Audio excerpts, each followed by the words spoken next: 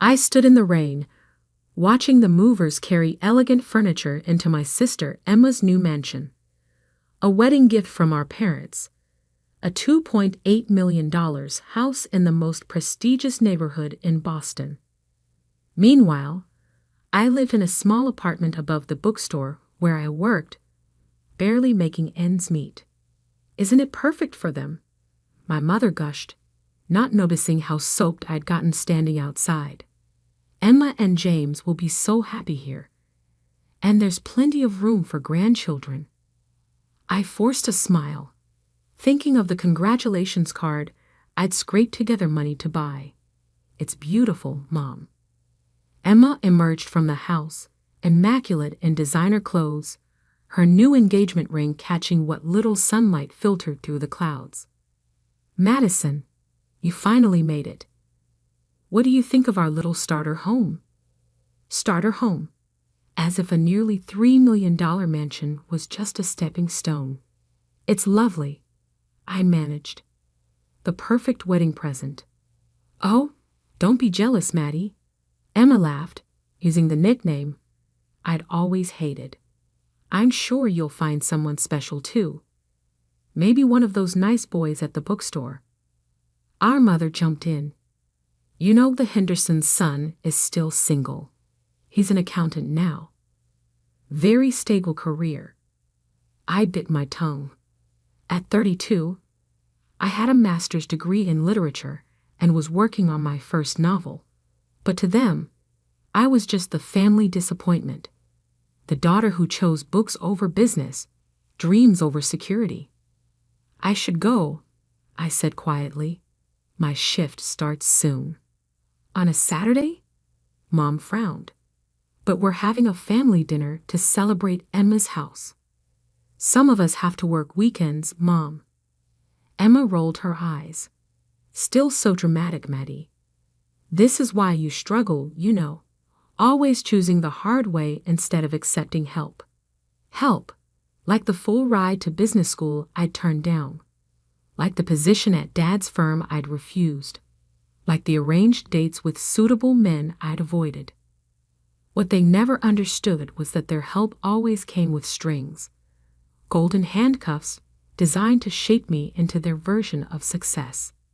The bookstore's short-staffed, I said, already turning to leave.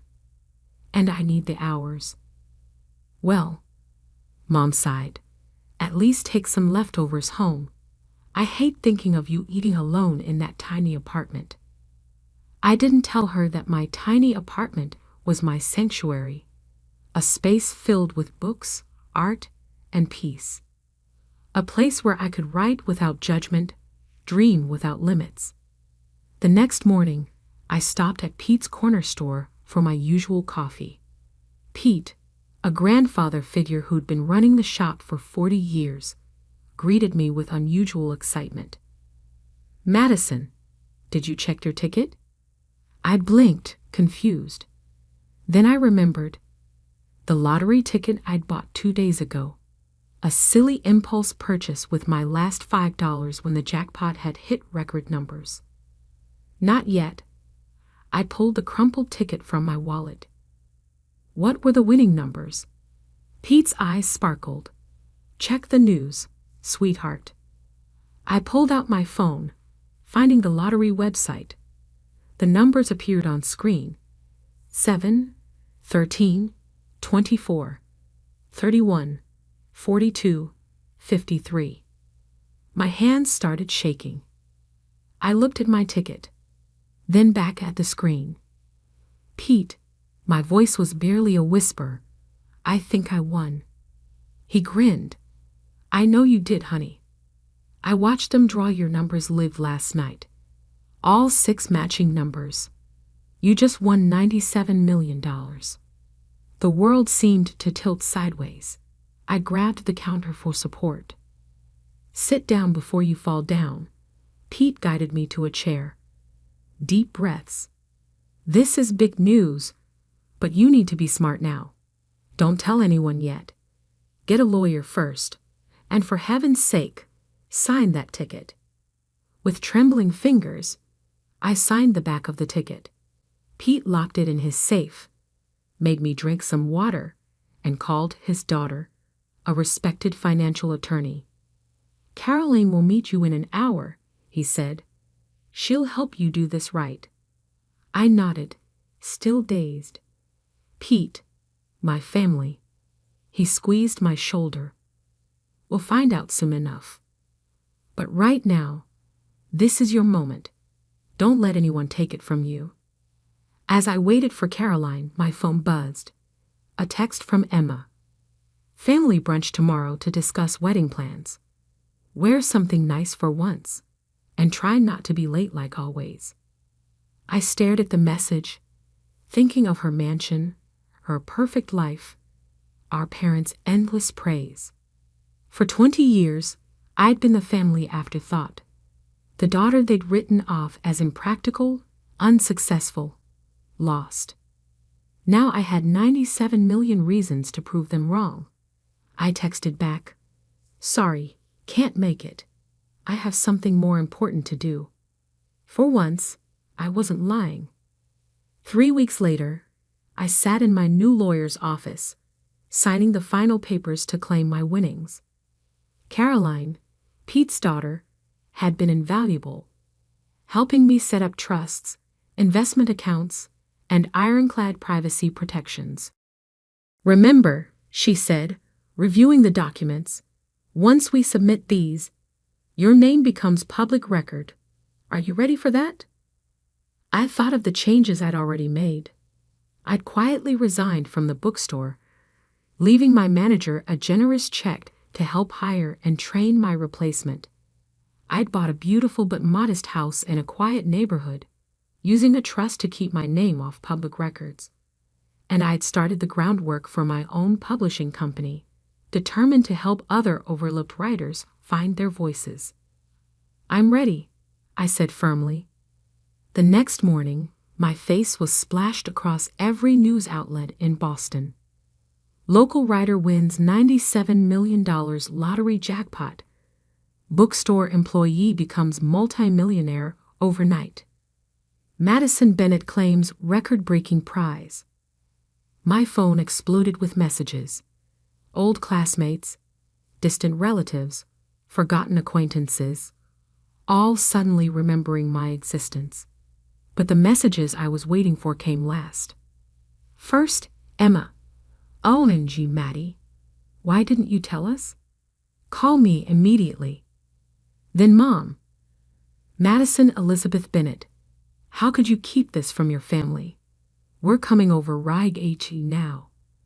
Where are you living?" Finally, Dad. "Your mother is hysterical. Call us this instant." I turned off my phone and poured myself a cup of tea, settling into my new home office. Through the window, I could see the garden where I planned to create a reading nook. The morning sun painted everything in soft gold, making the moment feel almost magical. My doorbell rang. Through the security camera, another of Caroline's suggestions, I saw them. My parents and Emma, standing on my porch. Emma was dressed like she was heading to a photo shoot, while my mother kept smoothing her designer dress nervously. I took a deep breath and opened the door. "Madison," my mother burst out. "We've been so worried. Why haven't you answered our calls? And how did you afford this house? The lottery money hasn't even been released yet and—" "Hello, Mother." I cut her off calmly. "Would you like to come in?" They filed into my living room, taking in the tasteful furnishings and wall-to-wall bookshelves with barely concealed surprise. "Well," Emma said, running a finger along the shelf, "I suppose now you can finally move to a better neighborhood. Maybe near my new house. There's a lovely little colonial for sale, only $4 million. "I'm happy here," I interrupted. "But thank you for your concern." "Maddie, darling." My mother leaned forward, her voice dripping with honey. "You have to understand our shock. This is life-changing money. You'll need guidance, proper financial advice. Your father knows several excellent wealth managers. I have a team of advisors, I said. And it's Madison, not Maddie. Don't be difficult, Emma snapped. We're trying to help. God knows you've never been good with money. Like that time I loaned you $10,000 for your starter business, I asked quietly. The one you never paid back. Emma's face flushed. That was different. I needed.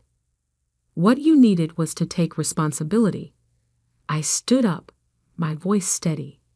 Something none of you have ever expected from her. Now see here. My father finally spoke, his face reddening. We've always supported you both equally. I laughed, actually laughed. Equally. You bought Emma a mansion for her wedding. You paid for her business school, her first car, her perfect wedding. What did you give me for graduation? A lecture about practical career choices. Because we worried about you. My mother cried. Your choices were so impractical. We just wanted. You wanted me to be like Emma. I finished. The perfect daughter. The sensible one. Well, guess what? My impractical choices led me here. My job at the bookstore, the one you all look down on, is where I bought the winning ticket. And now you can finally have a real life, Emma said, as if she was being generous. We can help you invest, get you into the right social circles. No. The room fell silent. What do you mean no? My father demanded. I walked to my desk and pulled out 3 envelopes. Emma, this is a cashier's check for $10,000, repaying the loan you've conveniently forgotten about. I handed her the first envelope. Mom, Dad, this is a check for $15,000, the total of every gift, every payment, every contribution you've ever made to my life. I've kept careful records. They stared at the envelopes, speechless. The third envelope, I continued, contains documents showing I've already established my own publishing company, created a charitable foundation for literacy programs, and set up my investments with one of the top firms in the country. I didn't need your guidance then, and I certainly don't need it now. But we're family, my mother whispered. Yes, we are. And family should love unconditionally. Support dreams, not squash them. Celebrate differences, not try to erase them. I walked to the door and opened it. Now, if you'll excuse me, I have a meeting with my foundation board about funding new libraries in underserved communities. You're making a mistake, my father said stiffly. You need us. I smiled, feeling lighter than I had in years. No, Dad, you need me. And that's the real reason you're here, isn't it? Emma stood up, her face a mask of fury. You think you're better than us now? Because of some lucky numbers?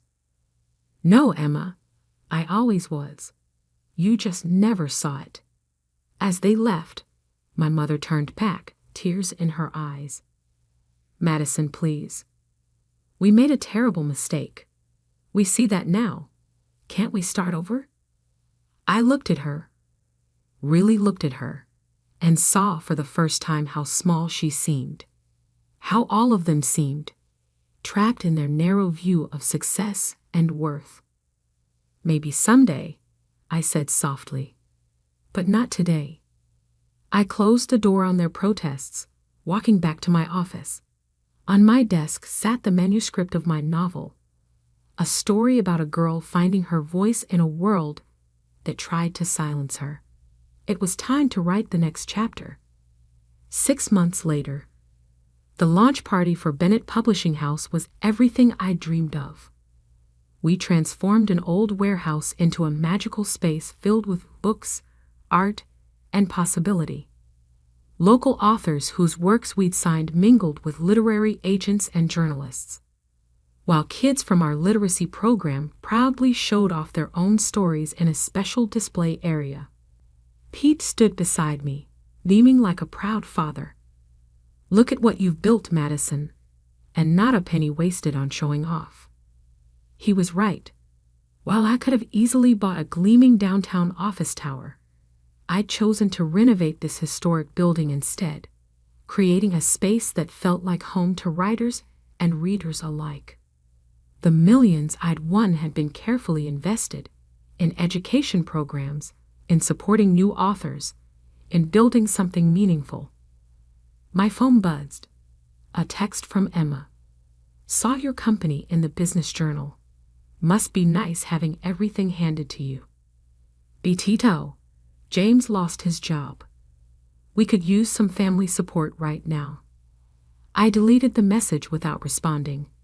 Over the past months, they tried everything. Guilt, manipulation, fake kindness, and finally, outright demands. Emma's starter mansion was apparently too small now. Mom and Dad's country club membership needed renewal. James's failed investments needed covering. I'd ignored them all. Miss Bennett? A young girl tugged at my sleeve. She was one of our literacy program students, clutching a notebook. Will you read my story? Of course, Sophie. I led her to a quiet corner, sitting down at her level. What's it about? A girl who finds a magic pen, she said shyly. Everything she writes comes true, but she has to figure out what's really important to write about. I smiled, thinking how wisdom sometimes comes from the most unexpected places. Madison. I looked up. My mother stood there, looking uncomfortable in the casual atmosphere. She'd lost some of her polished perfection. The past months had been hard on them, I knew. Dad's firm had lost several major clients. Emma's perfect marriage was showing cracks, and their social circle had begun to shrink as their resources dwindled. Mom, this is a private event. I know. I had to talk to you. She glanced at Sophie. Alone? I turned to Sophie. Why don't you show your story to Miss Sarah? She's our children's book editor. After Sophie scampered off, I faced my mother. Well, your father's company is failing, she said bluntly. Emma's house is being foreclosed. Everything's falling apart, and you're here playing with children's stories. I stood up, anger flaring. Playing? Look around, Mom. Really look. See those kids? They're learning to love reading, to believe in their own voices. See those authors? They're getting chances they never had before. I'm not playing, I'm building something real. But your family has never respected my choices. I cut in. Even now, you're not here because you care about what I've built. You're here because you need money. She flinched. We're still your family. Are you? I walked her over to our wall of success stories. Photos of children reading, authors signing their first contracts, community programs making real change. Family celebrates each other's victories. Family supports each other's dreams. When was the last time you asked about my novel? My goals? My happiness? I don't know.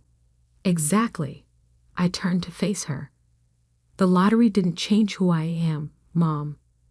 It just gave me the freedom to stop seeking approval I was never going to get. Tears filled her eyes. We were wrong. I see that now. But can't you forgive us? Forgiveness isn't the issue, I said gently. I forgave you months ago. That's why I'm not angry anymore. But forgiveness doesn't mean letting people keep hurting you. What do you want from us? Nothing. That's the point. I don't need anything from you anymore. And until you can want a relationship with me that isn't about money or status or your idea of success, we don't have anything to discuss. A commotion near the entrance caught my attention. Emma had arrived with Dad and James in tow. Really? I sighed. You all came to ambush me at my company's launch. We're desperate. Emma cried, mascara running down her cheeks. James lost everything in that investment scheme. The bank is taking our house, and Daddy's company is dying. Please, Maddie, you have to help us. The room had gone quiet. Our guests tried to pretend they weren't watching the drama unfold. I looked at my family. Really looked at them. Dad, gray and deflated without his usual power. Emma, designer clothes now slightly worn, desperate for a bailout. Mom, torn between pride and need. No, I said firmly. No. Dad's voice cracked. I'll make you all a different offer instead. I pulled out my phone, pulling up some photos. This is Carter Financial Services. They're looking for experienced advisors with community connections. Dad, they've agreed to interview you for a senior position. No guarantees, but a fair shot. I swiped to the next photo. Emma, the local arts center needs a fundraising coordinator. With your social skills and event planning experience, you'd be perfect. James, my friend's construction company is hiring project managers. Real work, fair pay. You want us to work for other people. Emma looked horrified. I want you to earn your own way. Like I did. Build something real. Find out who you are without the fancy titles and borrowed money. And if we refuse, Dad asked stiffly, then you'll figure something else out. But you won't get a dime from me to maintain the lifestyle that made us all so unhappy. Mom stepped forward, surprising me. The Arts Center, they really think Emma would be good at fundraising? Yes, because she is good at it. When she's actually trying, not just playing the perfect daughter. Emma wiped her eyes, smearing expensive mascara. I don't know how to be anything else. Yes, you do. I took her hand, the first time we touched in months. You're smart, capable, and determined. Use those qualities for something meaningful instead of just appearances. Dad cleared his throat. The position, at Carter Financial. When's the interview? Tomorrow at 10. Don't wear your Rolex. Show them your experience, not your ego. One by one, they nodded. Not happy, not grateful, but perhaps thoughtful. As they left, Mom turned back. Your company, it's really amazing, Madison. I'm sorry we never saw. I know, I said softly. Maybe someday you'll see me too. After they were gone, Pete appeared at my side. You okay, kiddo? I looked around at my publishing house, at the dreams being born, the stories being told, the lives being changed. You know what, Pete? I really am. Sophie came running back, waving her notebook. Ms. Bennett, Ms. Sarah loved my story. She said maybe someday it could be a real book. I knelt down beside her. Want to know a secret, Sophie? Every real book starts with someone brave enough to tell their story. Like you. Like all of us. Later that night, I sat in my garden reading nook, working on my novel. My phone buzzed with a text from Emma. I have an interview at the Arts Center tomorrow. Any advice? I smiled, typing back. Be yourself, your real self. The lottery hadn't just given me millions. It had given me the chance to show my family and myself what real wealth looked like. Not the money in my bank account, but the courage to finally be exactly who I was meant to be. And that was worth more than any number could measure.